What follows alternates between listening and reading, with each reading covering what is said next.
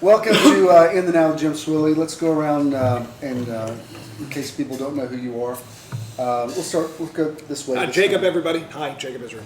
Jeremy Lopez. Ralph Martin. Brian Anderson-Payne. I am somebody. Eddie Sellers. Jesus. Robert Rutherford. All right. Oh, man. There's a song that came out in 2013 by the artist Hosier, and the name of it is "Take Me to Church." Now, it's not about church. It's a love song.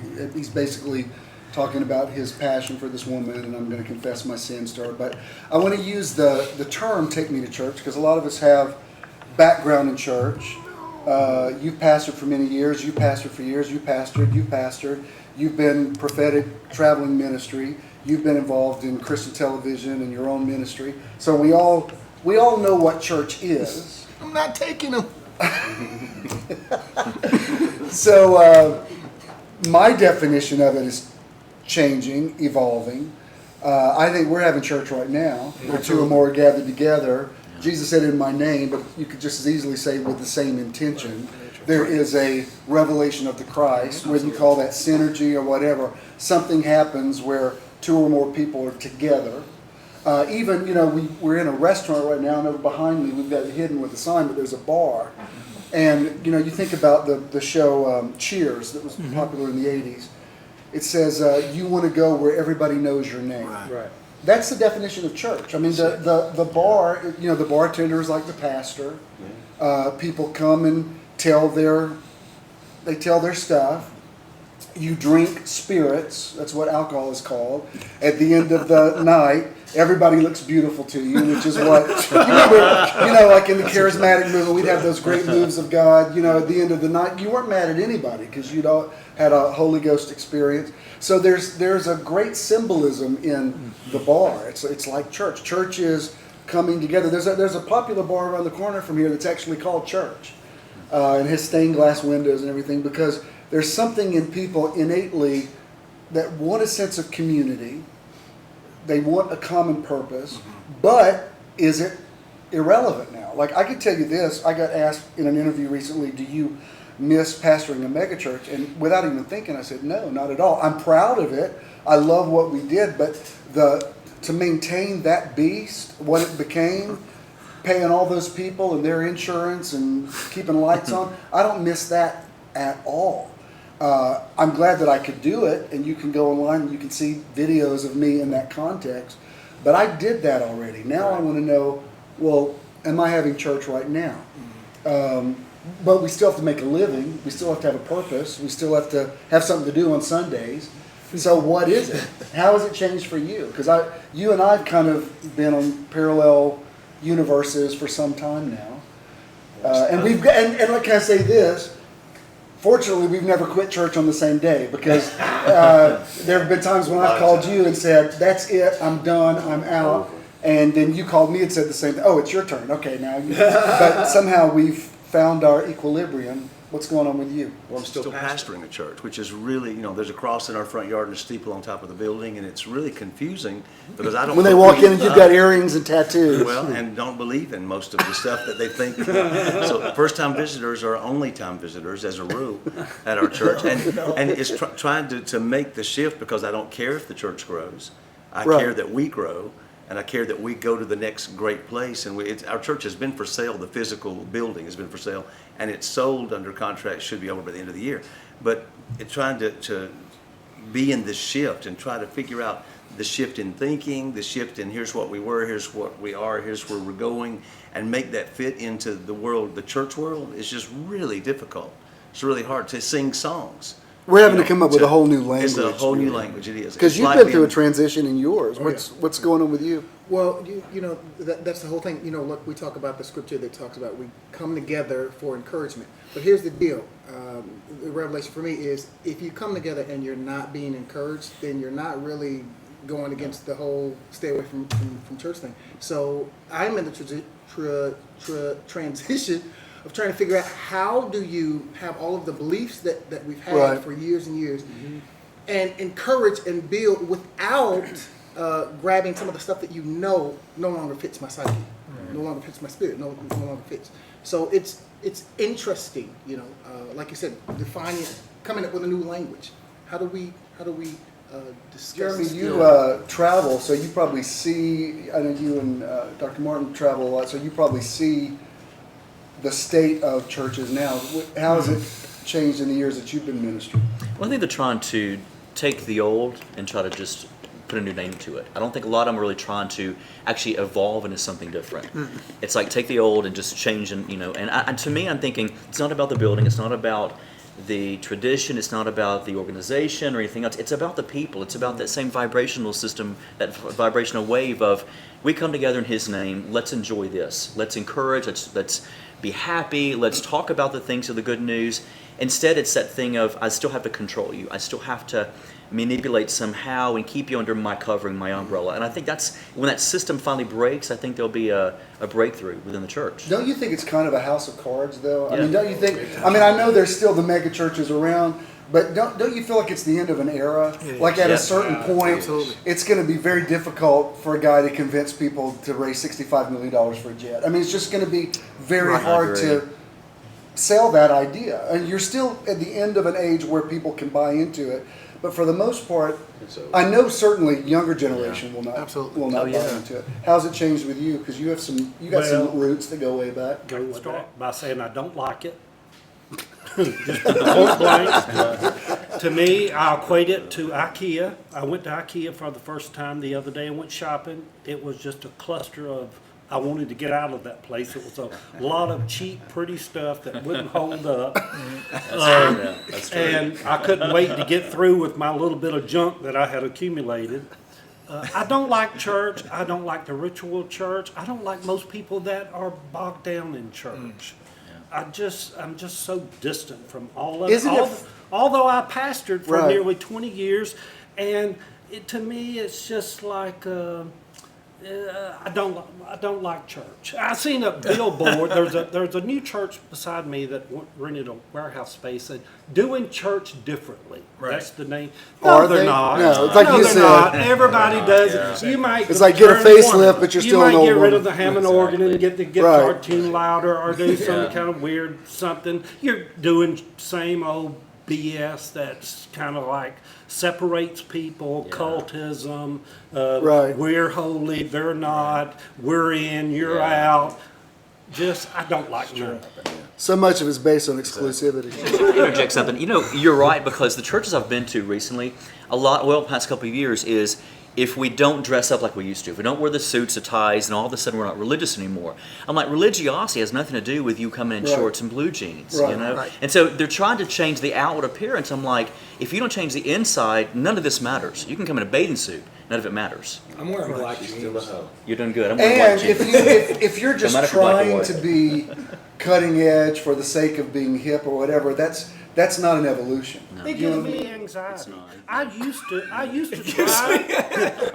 to try to like sneak in and just like, I Right. think I'm just going to go visit this or that or the other. I just try to sneak in and I think like, oh my God, Jesus, where's the Xanax? Right. at? And sometimes you think it's something wrong with me. Like this has been a couple of years ago. I won't say his name, but there's a minister that you and I used to be involved with in another state. And I was driving through there, and I drove by his Bible college, and it says he was ministering that night. So I thought, you know what? I haven't seen him in years. I'm going to pop in, and I never get to just be in the audience, whatever.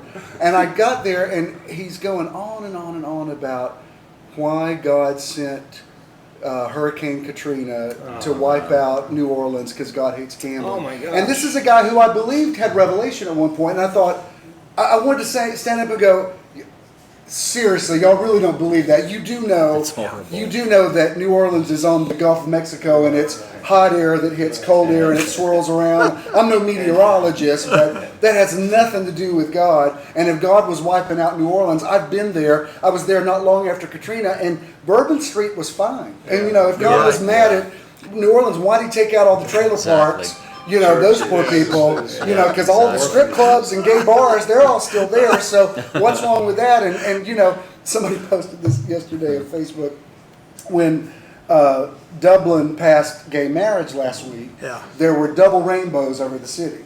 And then there was pictures of Texas underwater that's just rejected. Oh, God. God has spoken. But I don't want to get us sidetracked on that. But the point is, sometimes when because your background is church and it is familiar, and there's parts of you that has a soulish connection to it, and you want to, and then when you get around it, you're like, I'm so not like you anymore. And then when you're talking to church people and they're using vernacular that you just don't even relate to. I went deep sea fishing with a group of guys from my dad's church, and they're sweet guys, and I've loved them. I've known them for years. But their conversation was peppered with, well, the enemy knows this, and the enemy knows if he can just get you. I mean, they said, for every time they said Jesus, they said the enemy 10 times. And I thought, wow, this is really where you guys live. And there was a time that wouldn't have struck my ear so much. I wouldn't have noticed it. Now it's just like, ow. Like, oh my God. You're right. It does cause I'm just going to anxiety. be honest. I don't like it, and I just don't like it. Well, I appreciate that you come to Metro. I did. When you do come. I do enjoy the art that somebody, to me, when I like, if I can phrase this right, when I do come often to hear Jim, I like the art of his entertainment, of the way he inspires, almost like the way I like to go to Broadway. Yeah. I like the theatrics of it. He's a personality. He's charismatic. He's not there just saying, "Oh, shun-diddy-diddy, I see this and God's this." And I'm like, "Oh, please don't do all that." No, I did I like the artistry of it. I did. People that have. every week. I would have defended myself from that 10 years ago, but now I'm like, You're an Selah. an entertainer. that's not bad. Well, you have to. You better be. You have to listen. Yeah, You need you to have, better to get to the meat. Sometimes you Oh got to my wrap it in God! some candy. You go into But, these places, they just come out of seminary, and they literally have 15 pages where Right. they sit there Oh, and yeah. they just read and turn the page. I'm like, enough already. Before you say yours, I've had people write me to say, sometimes just coming and sitting down, you're telling something funny that happened to you during the week, and it really did make me look at my situation. Absolutely. It wasn't Bible verses. It was, Day to day. it made me Exactly. not take it so seriously, and I heard how you got through yours, and really, isn't that what the Bible is? It's like how those guys told, Living epistles. this is how I got through mine. Let me Yeah. tell you how I got Yeah. through, how you can get through yours. What were you gonna say? Years ago I was producing a big event, and I knew for Like a church event? Yeah, huge. I mean, it was a huge. We had big names. I know all the big names in Christianity. I was I'm not going to mention the network I worked at, but I was kind of. So we could have a really good gossip episode. And we could name names. And I remember, I'd already gone through such a shift, and so I was telling Jim, I'd write things in a way, and they'd say them, and I always thought it was very clever that they were saying things that they necessarily probably don't, but I knew it was going out there, and I knew, but when I walked into this event, I was struck just so, because you walk into the outer court, and it's just filled with them selling the sacrifice. There's the books, there's the oils, there's the tambourines, same thing. You walk inside, and you're in the inner court, and all the choice seats are all taped off. And then the service starts, and they get up there and they say, "Look at how much I'm going to write this check and give them money." And then they say, "Listen to me pray for 5 minutes." And I'm like, it's like, don't you read the Bible that you preach? This is exactly what the problem is. It's not real. It's not a literal building. Right. It's never been. The word means to be called out. It doesn't mean to be, lumped in. But that being said, though, it's funny because I was trying to quantify what Metron was, and I said it's an event. It's not a church. It's an event. I love that. I actually use that word a lot. It's why? How can you? Because the word has such a negative connotation today. I agree. and I think that's a good thing. It is. Yeah. because I think people need to see outside. And of the those of box. us who have pastored you'll know exactly what I mean by this. There are so many men and women who pastor churches that hate church, and they only do it because Money. it's the only thing they know. You know what? I was in a Southern Baptist church. They hired a pastor, and he would not get there until pull up right at 11 o'clock when the service starts and walk right in. Well, the deacons got together and asked me to go talk to him. It would be more appropriate if he got here earlier and stood out front and shook people's hands. It would just encourage people. So I called him aside. I said, "I need to talk to you about something." I said, "Why don't you get here 30 minutes before service. He said, why would I do that? I said, to shake people's hands. He said, I don't like people. I don't like none of these people. He says, I'm not shaking nobody's hand. I'm a germaphobe. They better, I do this. He said, I don't like people. I said, what are you doing? He said, I need a job. Wow, he was telling the truth. I remember there was a time when I was still labeled megachurch that I didn't even want to meet new people's name. I didn't want to meet them because I thought it's just a matter of time till I'm going to offend you and you're going to leave me and break my heart and I'm going to pour all this energy into you. And so I would rather just keep a distance. And you know what? My youngest son came recently and he was our artist of the month. And he said, Dad, I want to tell you. He said, I've watched you my whole life. And I like what you're doing now so much better because he said, I saw you walk in, you spoke to everybody, you knew everybody's name. Well, it's easier because it's a much smaller group. Right. And he said, you seem so much, you are so relaxed. You're not, it's like people coming over to your house. And I was, it really blessed me that he noticed that because I really hadn't thought of it, You pastored for years, Doc. What's your take on the evolution of it? Where's it going? Is it dead? Is there hope for it? I think it's over. I mean, as far as the heyday of it is over. I think it's those just keep trying to whip the horse, get the horse back up. Do you miss it? Do you miss pastor? No, matter of fact, no. I'll be honest with you. You didn't have to think that. No, I didn't think about that. On that one. Because I had reached a place where I felt like I was teaching algebra to kids that don't even like school. Okay. And that was very frustrating to me. I had taken, when I started making the turn 10 years ago, which my turn came through the death of my son. And then when I heard, after about 3 months of absence from God talking to me, I heard the Spirit say, I'm not who you think I am. Wow. That didn't bring me comfort. That really made me mad. It's disturbing. Very disturbing. You mean I'm working for you and I don't know That's who you exactly are? what I did. I pulled my truck off in a church, matter of fact, a church parking lot. And I said, then if you're not who I think you are, then who or what the hell are you? Right. Yeah. Because for that time, 35 years, I've given my whole life to you since 1970. Right. And people find it humorous. Humorous now, wasn't humorous then. And I felt like I heard the voice of Bill Clinton when he was being questioned by Ken Starr. Did you have sex with that woman? And Bill Clinton said, well, what is. Wow. Now the question you asked me, what am I? If I'm not who you think I am, what am I? Go get your Bible and look up is. God is. Yeah. And They that come to God must believe that He is. I agree. a rewarder. And then define the 6 things He is.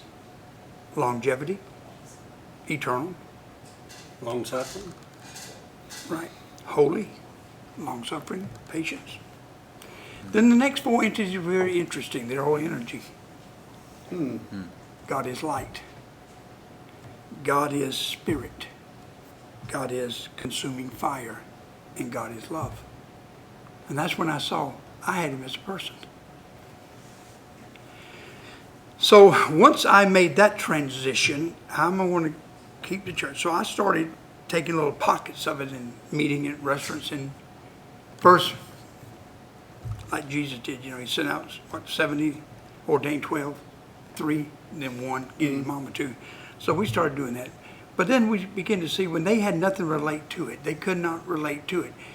And all the pastors that I had helped restore and helped over the years began to, they didn't want to shun me, but they knew they could not continue to go with me without adapting to this. Right. Because they couldn't argue it wasn't Scripture. I had taken Scripture to put with every idea of New Age. Yeah. I was going to merge the new in with the old. Right. Because the Bible said a wise scribe would take treasures of the new and the old, Right. combine them together. And in my mind, I was a wise scribe until the kids didn't like school no more. And they didn't know math. And it hurt me. It really did. It offended me. Because at that time, I had 38 years of my life into that. And it wasn't satisfying anymore. It was dung. It was done. That's exactly it. Yeah. That's exactly And it. that's what Paul felt, So what I did, once I resigned the church, I knew I had to guard my heart and not get bitter. I knew I had to guard my heart and not get bitter of all the other pastors that, as Paul said one time, would have plucked their eyes out and gave to me. But now, shun him. Don't want to do with him. Well, broad is the way.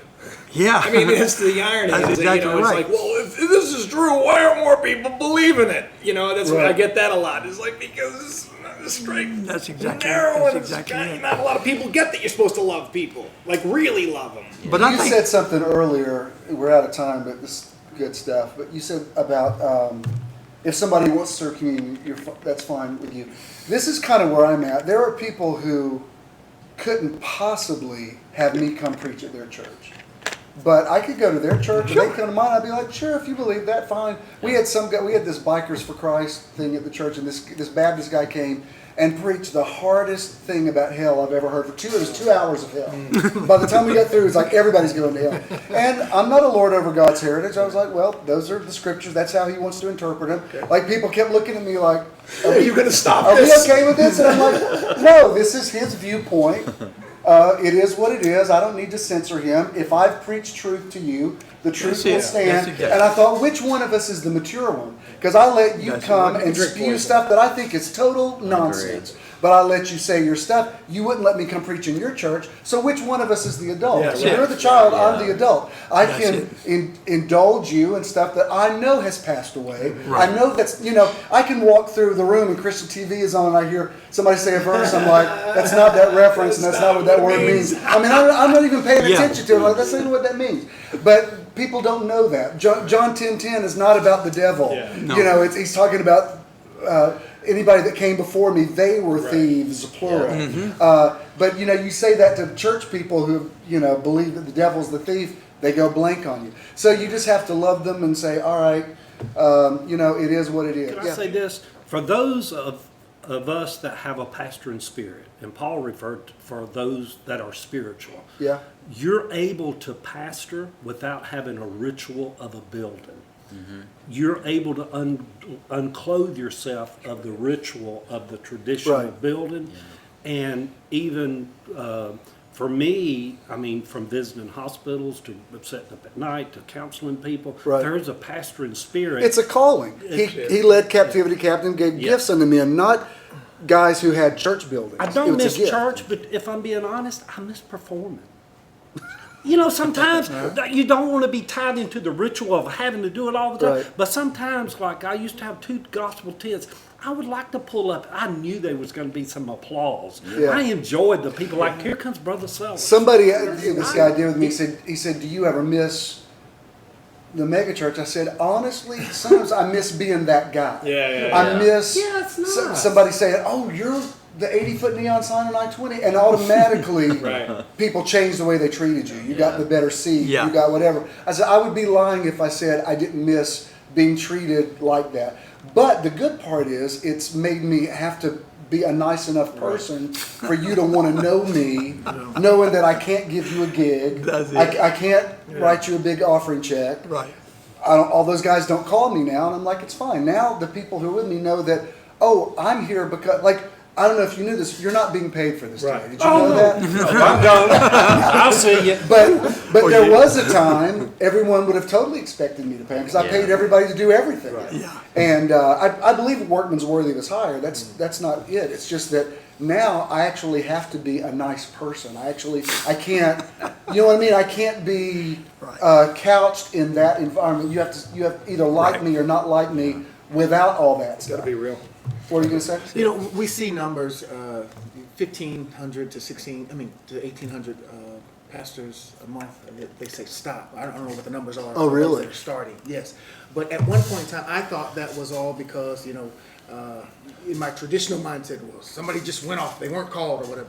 But now you understand. Yeah.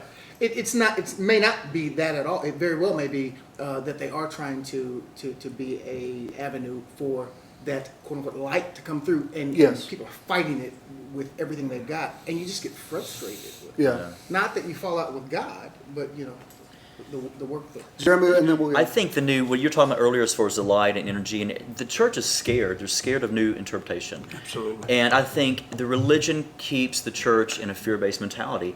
And that's why people can look at us and say, we're New Age, we're this or that. And we're like, no, what happened is we just dared ourselves to get into God and find out God's bigger than Christianity. And knowing that when you find out that God is not a Christian, it opens up a world to you of like, what the crap do I do now? Right. And you do feel detached from the church then, because you realize I no longer can believe what I used to believe of this us for no more. And so it is. And I think if the church could dare themselves to step out and listen to what we're saying and listen to these new interpretations, they'll find God's bigger in their lives. Right. They'll find more peace.